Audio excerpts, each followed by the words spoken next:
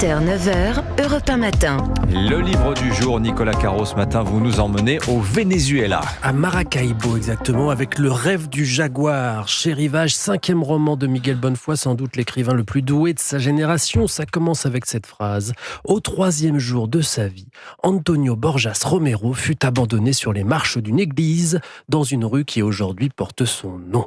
Et voilà le début d'une immense fresque romanesque sur plusieurs générations. Antonio, donc premier personnage du livre, recueilli par une femme surnommée Teresa la Muette, une mendiante, pas tout à fait par bonté d'âme, mais parce qu'elle se dit qu'il pourra lui être utile quand il grandira. Et dans ce quartier, on a besoin d'aide, toujours. C'est sur les berges du lac de Maracaibo, c'est un endroit que l'on appelle Pela el Oro, c'est-à-dire en français ouvre l'œil. Et donc il va devenir un voyou, c'est ça ? Alors il deviendra bien des années plus tard le plus grand chirurgien du pays, mais pour l'instant il se débrouille, il fait ce qu'il peut. À 6 ans, il vend des pierres porte-bonheur, il tire les cartes comme lui a appris Teresa. Plus tard, il achète du tabac à un immigré français, roule des cigarettes et les vend à l'unité. Et enfin, il trouve un bon poste d'homme à tout faire dans la maison close locale, où il devient la mascotte. Mais voyez, je m'emballe et on peut pas s'empêcher de détailler, alors que là, on en est qu'à la 4e ligne. Lors d'une interview pour un précédent roman, Miguel Bonnefoy m'avait confié que son ambition était un jour d'écrire un roman avec une histoire par phrase. C'est donc vous dire comme c'est foisonnant. À chaque page, c'est tout un monde qui s'ouvre.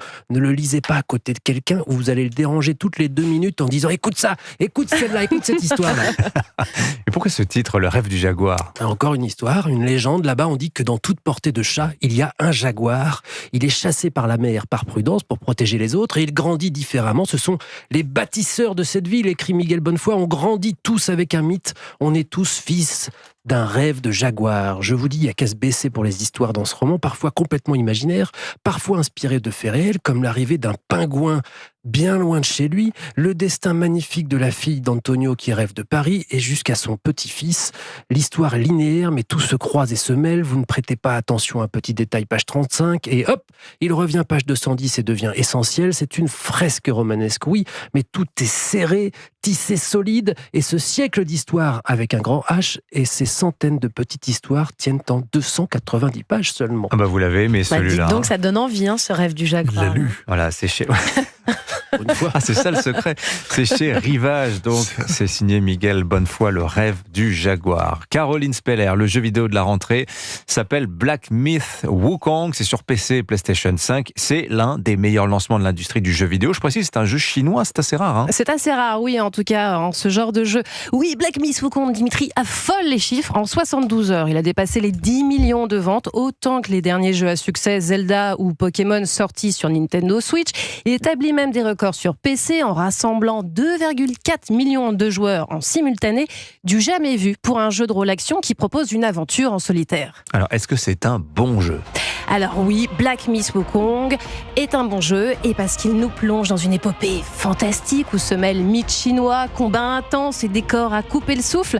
Le jeu est basé sur le roman du XVIe siècle, La Pérégrination vers l'Ouest, un des grands classiques de la littérature chinoise, un conte qui a largement inspiré le cinéma, la télévision et même le manga, comme le fameux Dragon Ball d'Akira Toriyama. Alors, à la différence de Dragon Ball, ce jeu vidéo, il est déconseillé aux moins de 16 ans. Oui, car dans Black Myth Wukong, on entame un voyage périlleux dans la Chine du 7e siècle. On incarne un singe humanoïde qui part en quête de reliques pour restaurer le pouvoir du roi singe Sun Wukong.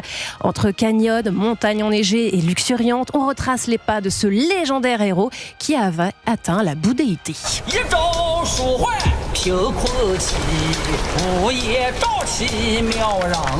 Notre périple est d'ailleurs jonché de démons issus du folklore chinois, allant d'animaux anthropomorphes, monstrueux aux dragons. Heureusement, on peut compter sur notre agilité de singe, notre bâton et nos sorts magiques pour s'adapter au combat autant à distance qu'au corps à corps. Mais préparez-vous tout de même à un peu de zen pour certains ennemis coriaces ou quand le jeu met à mal notre sens de l'orientation. Oui, puisqu'il ne fournit pas de cartes détaillées pour guider les joueurs.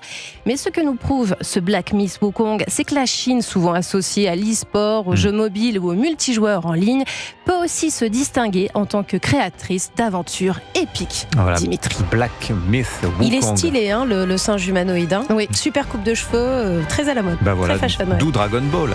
Le Dragon Ball. Ouais, une coupe à la Dragon Ball. Merci beaucoup Caroline Speller, merci Nicolas.